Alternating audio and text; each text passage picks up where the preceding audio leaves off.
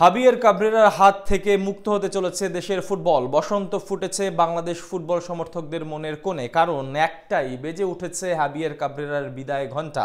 স্বয়ং বাফুফের তরফ থেকে আসলো এমন ঘোষণা, যে কোনো সময় এই স্প্যানিয়ার্ডকে সরিয়ে দিয়ে 18 কোটি ফুটবল ভক্তকে মুক্তি দিতে চলেছেন বাংলাদেশ ফুটবল ফেডারেশনের কর্তারা। হাবিয়ের কাবরেরার পদত্যাগ নিয়ে আরও বিস্তারিত থাকছে রিপোর্টে। যেখানে ভূতের ভয় সেখানেই নাকি সন্ধে হয়, বাংলার এই প্রবাদটা যেন হুবাহু মিলে গেল দেশের ফুটবলে। প্রশ্ন ছিল, হাবিয়ের কাবরেরা পারবেন তো ইংলিশ প্রিমিয়ার লিগে খেলা ফুটবলার হামজা চৌধুরীকে সঠিকভাবে ব্যবহার করতে? এটাই যখন ছিল ভয়ের কারণ, তখন সেই ভয় হয়েছে সত্যি। কাবরেরা একাই ডোবাতে চলেছেন বাংলার তরি। এই বঙ্গপাড়ের ফুটবল আকাশে নতুন যে সূর্যের দেখা মিলেছে, সেটা যেন একাই পশ্চিমে হেলিয়ে দিতে বসেছেন এই স্প্যানিয়ার্ড। আর তা দেখে অবশেষে ঘুম ভেঙেছে বাফুফের। যে কোনো সময় বিদায় করতে পারেন এই স্প্যানিশকে। হামজা চৌধুরীর স্যামিৎসম বাংলাদেশ জার্সিতে মাঠে নেমেছেন, সমর্থকদের বড় স্বপ্ন দেখিয়েছেন। অচেনা হয়ে যাওয়া ফুটবলকে ঘিরে সমর্থকরা আবারও তুলেছে গর্জন। অনেক কিছু অর্জন করার স্বপ্ন দেখেছেন, কিন্তু সিঙ্গাপুরের বিপক্ষে ম্যাচে সে স্বপ্ন ফিকে হয়ে যায় কাবরেরার একের পর এক ভুল সিদ্ধান্তে।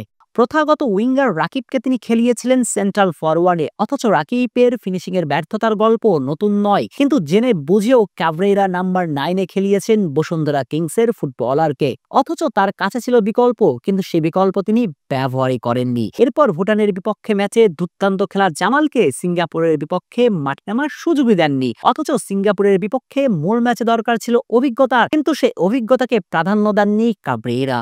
এছাড়াও হামজা চৌধুরীকে প্রথম হাফে উপরে উঠে খেলার পারমিশন দেননি এই স্প্যানিশ।